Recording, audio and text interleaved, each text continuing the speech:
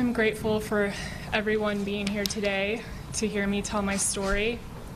I am no longer comfortable staying silent about the things that have happened to me, and although this may come as a shock to many of you in this community, this is a reality that I have been living in for years, and I can no longer stand to not tell the story of what has profoundly affected my life in all of the events that we have alleged in our complaint.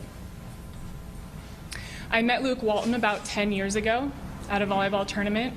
I had known his wife for many years as we competed against each other playing volleyball.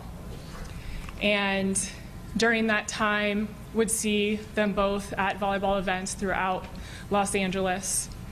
And in 2013, Luke started working with me at Time Warner at the time while I was covering the Lakers, and he became one of our analysts. And during this time, he became a mentor and a friend and someone that I looked up to. And I was writing a book about athletes transitioning out of sports and into the real world. And I felt that based on our conversations, he would be a candidate to write the foreword for the book.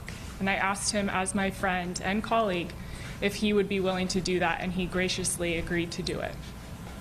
We met a few times over lunch to discuss what the foreword would entail, what I needed, his thoughts on the book in general, to get his input. And I was very grateful to be able to spend this time and have him involved in a project that meant so much to me in my experience, as well as something that he was incredibly passionate about as well. Once the book came out, he was already with the Warriors. And as it came out, I decided I wanted to give the book to anyone that had contributed as a gift. And I reached out to him knowing that he would be in town with the Warriors to play the Lakers in Los Angeles. And I asked him if we could meet up so I could give him the book personally, and he agreed. He said I could swing by his hotel and drop it off. So I did that. I stopped by his hotel, and I had the book wrapped in gift wrapping. And as I pulled up to the hotel, he waited for me outside. I got out and handed him the book, and we hugged, and he was so excited about it and was so happy to see me and asked me to park my car across the street because we hadn't seen each other in quite a while. He wanted to catch up and hear how things were going with the book. I agreed. I parked my car across the street, and as I walked into the hotel with him, I anticipated us walking into the lobby where we would hang out and catch up. And he started to walk towards the elevators. And I asked him where we were going, and he said up to his room. And I asked him why we were going up to his room, and he said because the players on his team were in the lobby, and he could not be around them. He didn't want to be seen in the lobby with the players. So I was hesitant, and he said, "Don't worry about it, it's me." And as someone that I trusted for a long time, I realized I shouldn't overthink it and follow his lead. I walked up to the hotel with him and continued to tell myself not to overthink it and that I could trust him. Out of nowhere, he got on top of me and pinned me down to the bed and held my arms down with all of his weight while he kissed my neck and my face and my chest. And as I kept asking him to please stop and to get off, he laughed at me.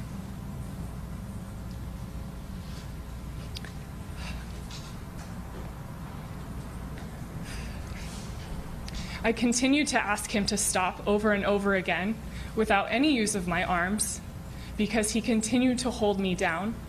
I could feel him rubbing his erection on me.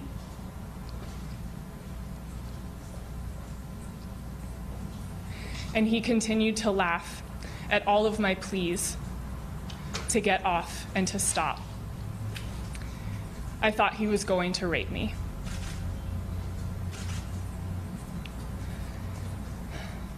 I finally was able to get up after what felt like forever. And I immediately jumped up to leave the room, and he came around and grabbed me from behind and again held my arms down so I could not move. and started kissing my neck again. I kept begging him to please let go and to please stop, and he continued to laugh in my ear. He finally let me go, and I got out of the room. I was grateful that he was not in Los Angeles and that I wouldn't have to interact with him after this. But everything changed in 2016 when he joined the Lakers.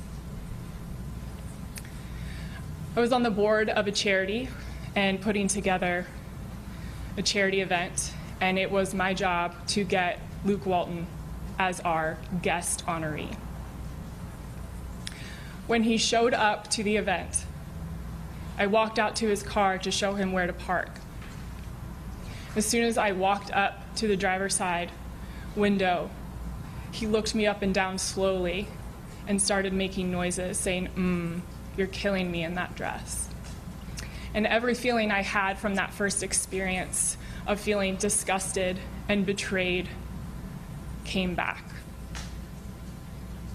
He parked his car and walked in to the building with me. And right before we walked in, he hugged me and pressed his body against me and kissed me on the cheek. I felt disgusting. And I couldn't believe that he, knowing what he had already done to me, willingly touched me in that way. I had to moderate a panel with him and talk about how amazing he was for an hour, and it literally killed me inside. After that, I got promoted. I was now full-time covering the Lakers, which meant I had to go to practices and games weekly. So my interactions with him increased.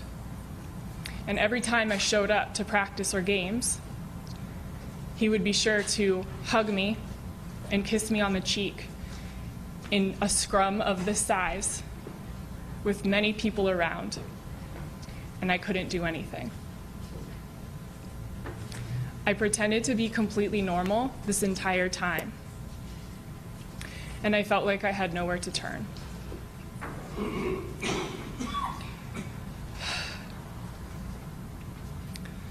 As I've talked about already, as we have alleged this complaint, every interaction with him that I had over that time made me incredibly uncomfortable and feel unsafe.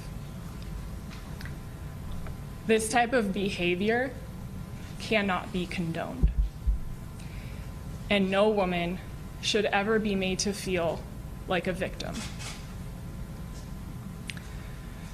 I appreciate you all being here today, and I look forward to getting this off my chest and being able to heal, and also hoping that he learns a lesson and knows that he can never do this again.